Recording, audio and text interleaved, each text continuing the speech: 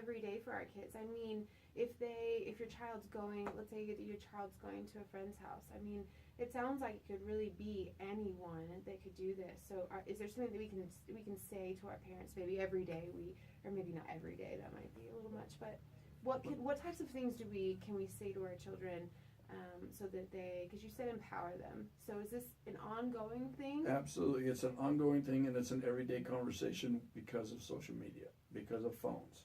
Okay. If one of the things that drives me crazy is we have parents out there that are trying so hard to be friends with their kids. Mm-hmm. They don't need any more friends. Right. They have friends. Yeah.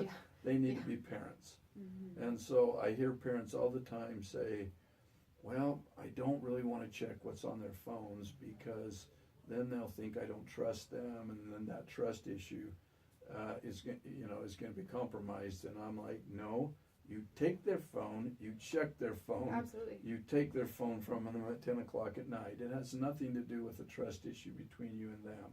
It's safety. It's safety. They haven't got life experiences to make those decisions at this point. Mm-hmm. But I constantly see that. We had a case just recently where we had 15 young men sending nudes to one source who they thought was a girl.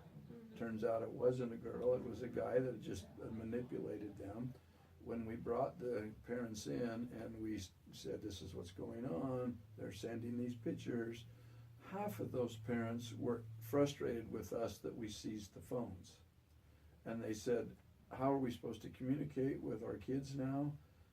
How my budget isn't going to allow me to get them another phone right now. I'm pretty sure Walmart has flip phones for about $10, $15. $20, yeah. Well, here you have a young man that's going to ruin his life by sending pictures, and the first thing you're thinking about is how do I get him another device so he can continue that bad behavior. Right.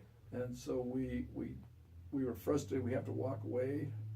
Parents need to be very vigilant. Absolutely. They have to be very bold. It isn't the birds and the bees talk now and then walk away. Right. It's like, this is going to happen, this is going to happen, this is going to happen. Now it's the nudes, the Snapchat, the Kik conversation. It's all of those plus more and now. This is what they're going to ask for. They're going to ask for a naked picture of you. What are you going to say, when they ask for one? Well, I'll tell them no. Right. I had a girl just the other day, 14 years old, and I said, so when that boy asked you for the nude picture, why did you send it? Because if I don't send the picture, that's rude.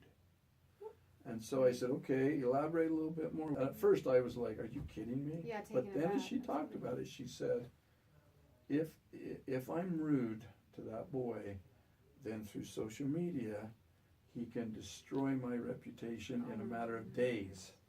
He can send stuff out, this is what she's like, this is what she did. It doesn't have to be true. Right. And she said, really, that boy has enough power. And you think about it, he could. Yeah, absolutely. He could.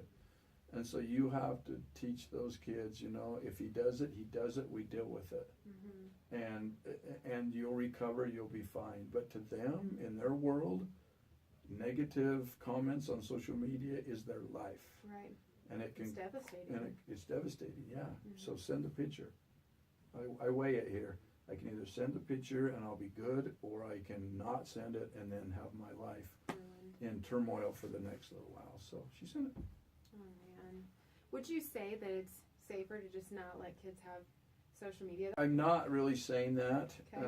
What I'm saying is that you regulate it, you monitor it, and you get right down on it if you have to. And you have set rules. Kids want rules. They want boundaries. They expect them. Mm-hmm. They know you're going to do something, and when you don't, they're going, oh, I was expecting you to take my phone at 10 o'clock at night so I can't text at 2 in the morning. Right. But you didn't. So I guess I'll take it to my room. And so they're expecting you. They want you to, in fact. Yeah. They want you to do that. I do lots of presentation to adults groups, and I always tell them, so you don't think your son would ask for a nude picture of a girl or send a nude picture because he's a good kid? Mm-hmm. I said, tell me why a good kid is not interested in looking at a naked girl. I said, what does good have to do with it? He's Right, still this is a natural. 15-year-old boy. It's Right. natural. He's like interested. He's attracted. And if you But- know that it's out there, I mean, Yeah.